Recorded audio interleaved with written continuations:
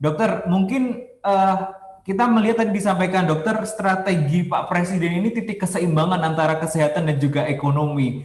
Berarti apakah ini memang harus terus dilakukan untuk random sampling ini? Apakah harus terus dilakukan sampai nanti sudah ada vaksin COVID-19 ditemukan seperti itu?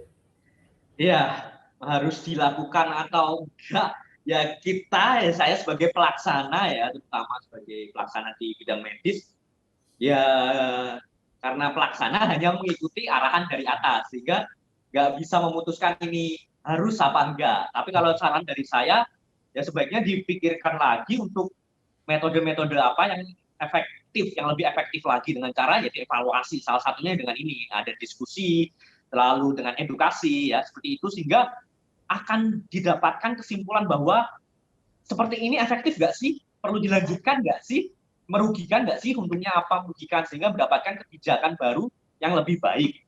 Nah, seperti itu. Tapi kembali lagi kita ingatkan bahwa rapid test ini ya sifatnya hanya screening atau deteksi dini. Nanti dipastikannya dengan swab, seperti itu. Oke, baik. Kalau untuk rapid test sendiri, dokter, ada pertanyaan ketika orang yang sudah pernah dinyatakan positif COVID-19, kemudian sudah dinyatakan sembuh, ketika masih di rapid, apakah juga tetap reaktif, dokter? Bisa jadi reaktif, bisa jadi jawabannya.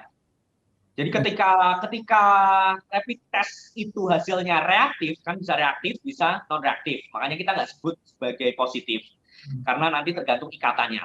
Nah, reaktif itu berbagai faktor, benar-benar berbagai faktor. Bisa karena dulu pernah kena, sedang kena virus yang lain, maupun positif palsu. Jadi yang sebenarnya dia non reaktif, tapi baca aja reaktif. Makanya kita sebut sebagai screening atau hanya deteksi dini untuk istilahnya menyaring dan hanya tahu sekilas aja. Nah, nanti makanya perlunya di follow up atau ditindaklanjuti dengan yang disebut sebagai swab test atau usap tenggorokan, nanti melalui hidung bisa atau melalui mulut.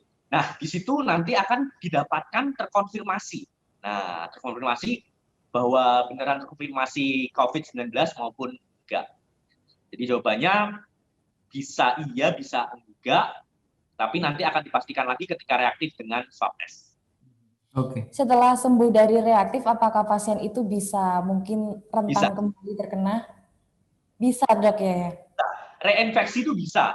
Banyak kejadian dan sudah terbukti bahwa kalau ini yang tadi kan sebelumnya belum ada penelitian, belum terbukti dan belum digunakan. Kalau yang ini sudah, yaitu adalah reinfeksi atau terinfeksi kembali. Bisa terinfeksi oleh virus corona yang sama maupun dengan virus corona yang lain. Karena kan corona kita tahu sendiri bahwa dia istilahnya cerdas banget, jadi bisa bermutasi atau berubah-ubah bentuknya sehingga bisa menularkan lagi maupun lagi. Terima kasih sudah nonton. Jangan lupa like, subscribe, dan share ya.